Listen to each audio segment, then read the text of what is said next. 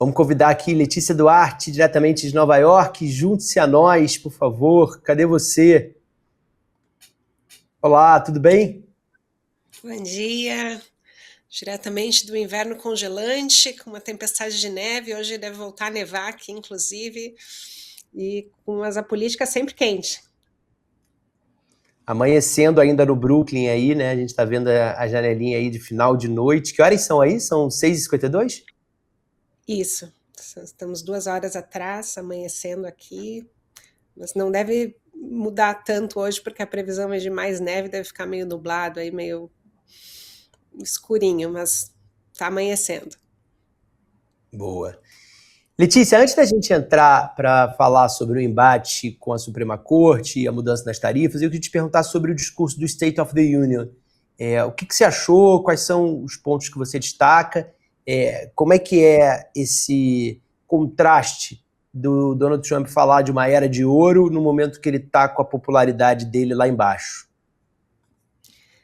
Faz parte justamente, né, usar o palanque para vender o peixe dele, tentar apresentar a versão de país que é mais conveniente para ele, né? O Trump usou esse discurso da União para vender essa narrativa sobre suas conquistas e, segundo o New York Times, bem definiu uma imagem cor-de-rosa do país, né? Dizendo que os Estados Unidos voltaram a vencer, que está melhor do que nunca. Ele repetiu acusações infundadas de fraude eleitoral, né? Acusou os democratas de estarem por trás dessas fraudes, e tudo isso é uma prévia do que a gente vai ver nessa campanha das eleições de meio de mandato, né? O Trump batendo nessa tecla de que as eleições são fraudadas, acusando os democratas, atacando imigração, políticas de imigração, acusando os democratas por isso. Ontem ele voltou a relacionar os imigrantes com o crime, apesar de os dados mostrarem que menos de 14% dos imigrantes presos pelo ICE nesse primeiro ano do governo Trump tinham antecedentes violentos. O Trump também criticou a decisão da Suprema Corte de anular as tarifas, né? 4 dos juízes estavam lá assistindo, e ele deu a sinalização de que as tarifas vão continuar, que a gente vai discutir mais sobre isso mais adiante, né? Mas isso foi um ponto importante, ele tentando mostrar durante esse discurso que está tudo bem com a economia americana, apesar dos números mostrarem algo diferente. Ele exagerou a inflação herdada pelo governo Biden, por exemplo, usou números altamente enganosos para discutir, mencionando preços de gasolina. Então ele vai distorcendo, né, os dados para pintar uma imagem mais favorável a ele. Isso, enfim, essas táticas são bem conhecidas, né? O Trump é conhecido por usar dados distorcidos e mentiras descaradas, né, para tratar disso, mas ele usou esse palanque justamente para antecipar o que vai ser o discurso dele durante a campanha eleitoral. Então, até fez algumas pegadinhas com os democratas, em algum momento que ele disse, levantem todos os que acham que os cidadãos americanos têm que ficar em primeiro lugar, e não os imigrantes, não os ilegais, né? Então ele usou cenas que ele deve usar também durante a campanha eleitoral.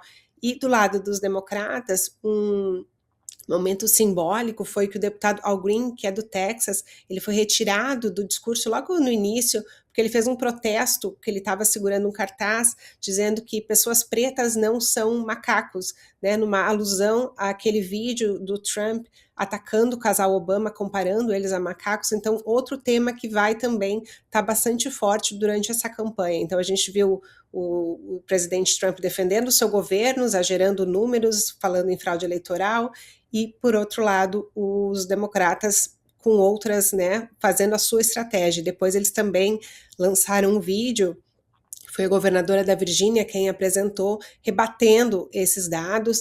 E um ponto importante, já que a gente está falando muito de tarifa aqui, e é o nosso assunto que a gente vai falar mais, seguir falando, né,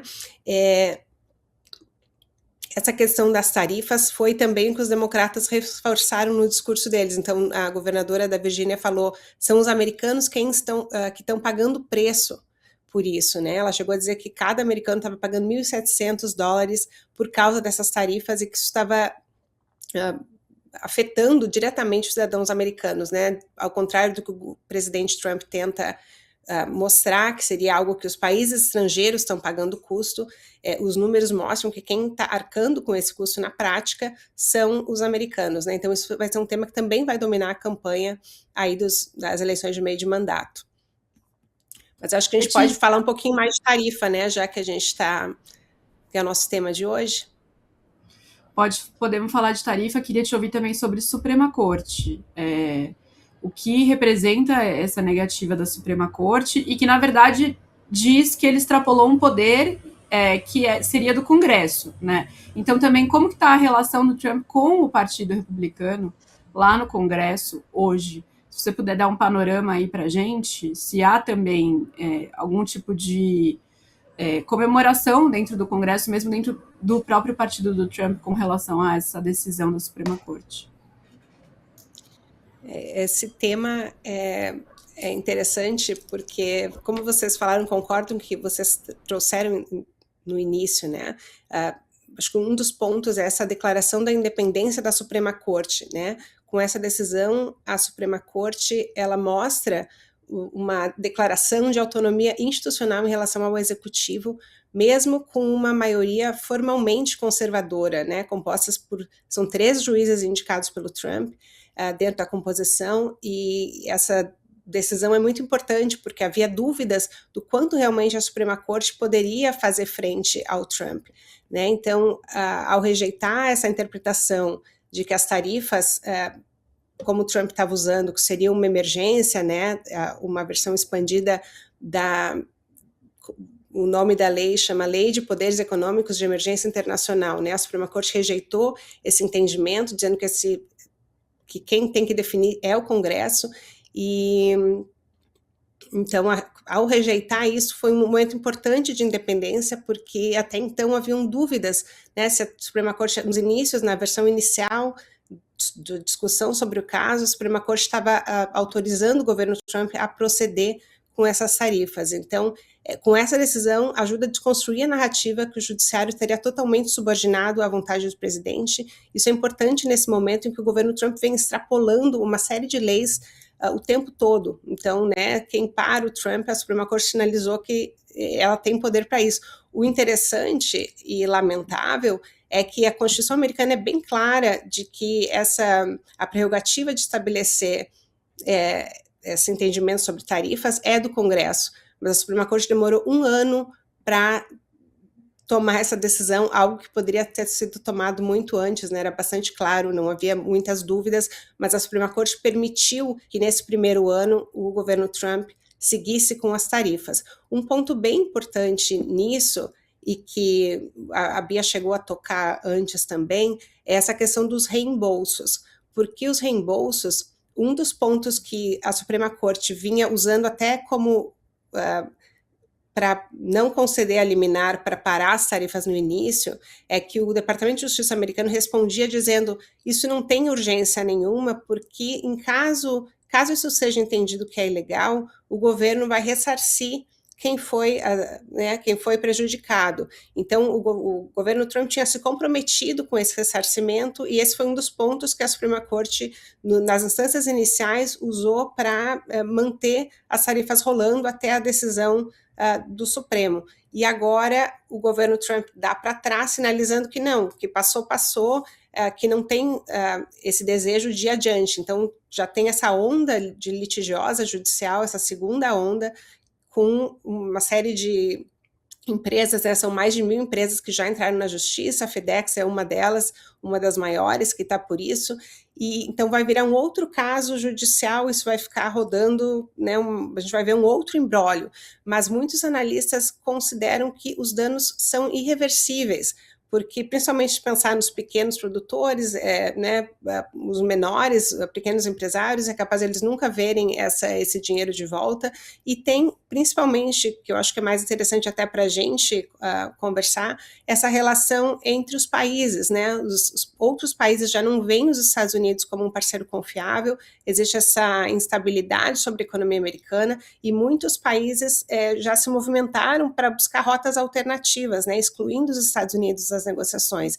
Então, isso tem um efeito tanto na política internacional, na economia, que os países, né, como a gente teve o acordo do Mercosul com a Europa, países que já não querem mais os Estados Unidos como parceiro preferencial porque não é um parceiro confiável. Então, no longo prazo, isso também, né, está sendo discutido muito forte aqui, como os Estados Unidos está ficando isolado e pode ficar, né, ainda é um mercado grande, claro, tem muito interesse no mundo de seguir com os Estados Unidos como parceiro, mas já não mais um parceiro preferencial, e isso também pode se reverter na economia.